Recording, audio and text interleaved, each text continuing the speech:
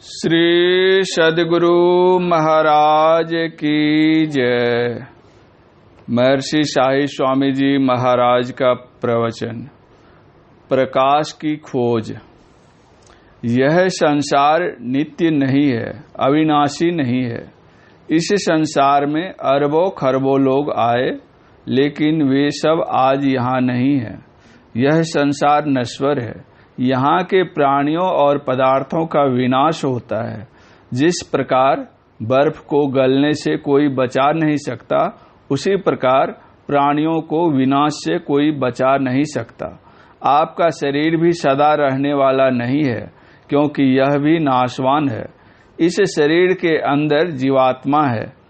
जिस प्रकार पूर्व के शरीर को छोड़कर हम लोग अभी इस शरीर में हैं, उसी तरह इस शरीर को छोड़कर जीवात्मा दूसरे शरीर में चला जाएगा। इतने आदमी शरीर छोड़कर कहाँ चले गए? जिसने बुरा काम किया था वह दुख में चला गया, और जिसने अच्छा काम किया था वह सुख में चला गया। सबके सब अच्छाई में जाना चाहते हैं।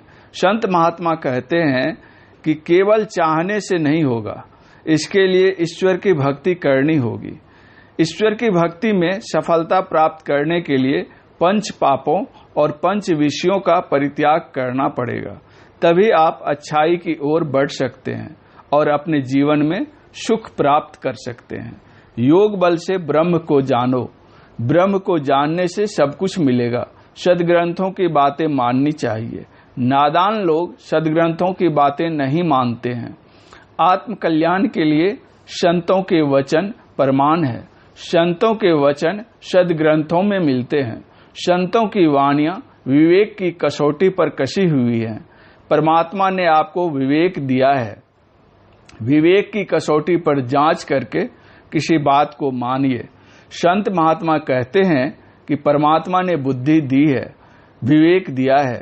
इसलिए हमें विवेक की कसौटी पर कसकर किसी बात पर विश्वास करना चाहिए। संसार के सभी प्राणियों के अंदर कुछ न कुछ कामनाएं हैं। हम लोग कामना के अंदर हैं। कामना से रहित बिरले हैं। जिनको कामना नहीं है वे सद्गुरु हैं। संसार में जिनके अंदर कामना नहीं है वे पूज्य हैं। जब तक आपके पास इच्छा है, कामना है, आप दुखी हैं। इच्छा समाप्त हो जाएगी, दुख दूर हो जाएगा। अतएव इच्छा पर विजय पाएं। बादशाह अकबर के पास एक फकीर पहुंचा।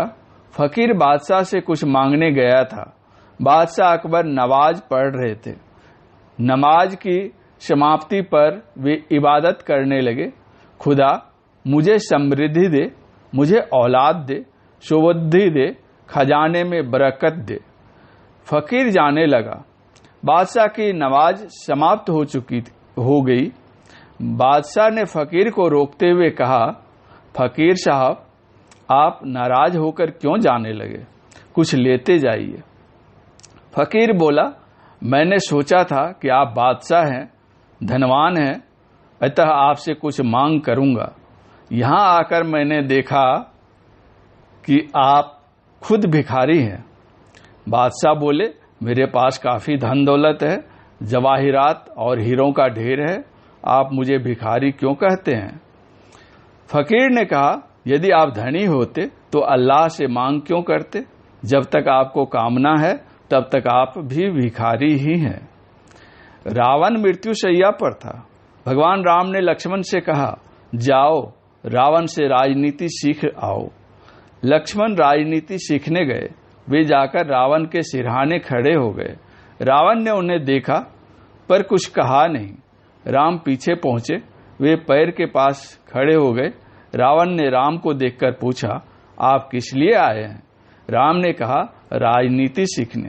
रावण ने कहा, लक्ष्मण, राजनीति सीखी जाती है पैर के पास रहकर, सिर पर चढ़कर नहीं। रावण धनवान बलवान था, परंतु चरित्रवान नहीं था। अतएव उसका विनाश हो गया।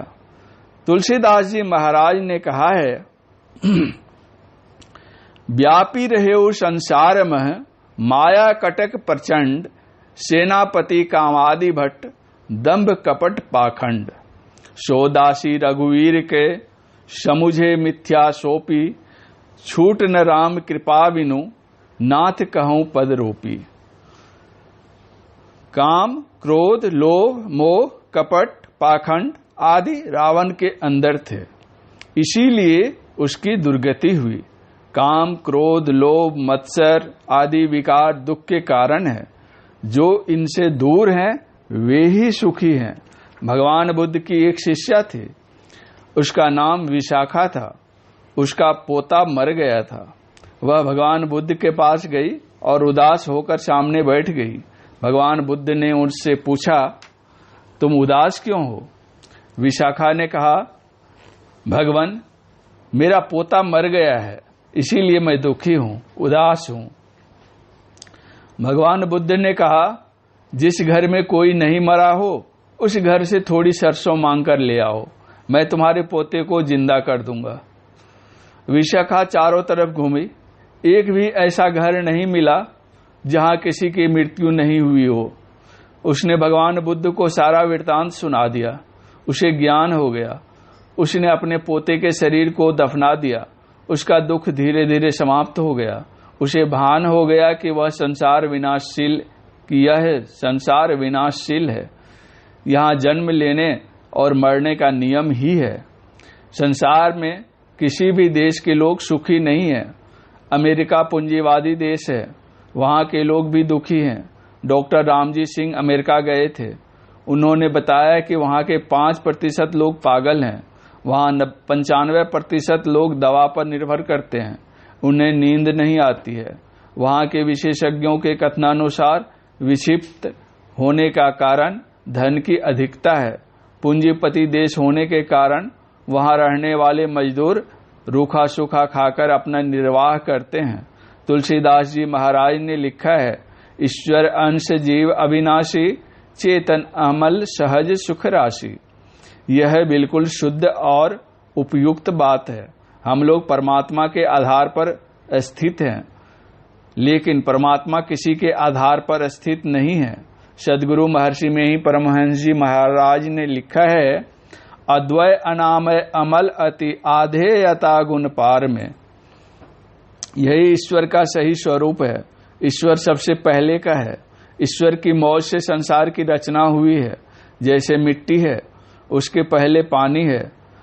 मिट्टी पानी पर आधारित है, पानी अग्नि पर आधारित है, अग्नि हवा पर आधारित है।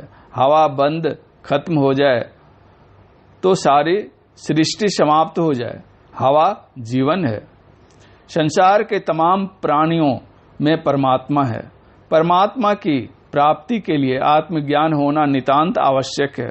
हम लोग रोज पाठ करते हैं, घटतम प्रकाश व शब्द पटत्रय जीव पर हैं छा रहे। 3 पर्दे हैं, अंधकार का पर्दा, प्रकाश का पर्दा और शब्द का पर्दा। इन तीनों पर्दों के अंदर जीवात्मा है। ईश्वर अंशी है और जीव उसका अंश। जिस पर कोई पर्दा नहीं है वह ब्रह्म है।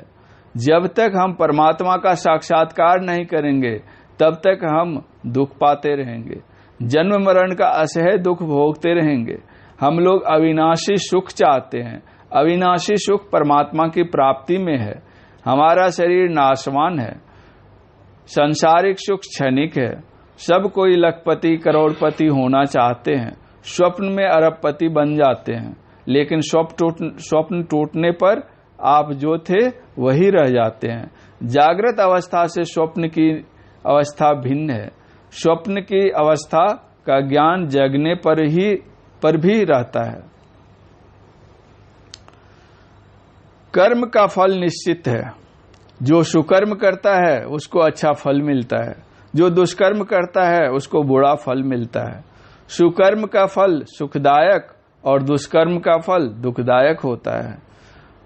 लोग अपने बेटे पोते के लिए सोचते हैं, लेकिन अपने 100 वर्ष के जीवन के लिए सोचते हैं, पर अपने अगले जीवन के लिए कुछ नहीं सोचते हैं।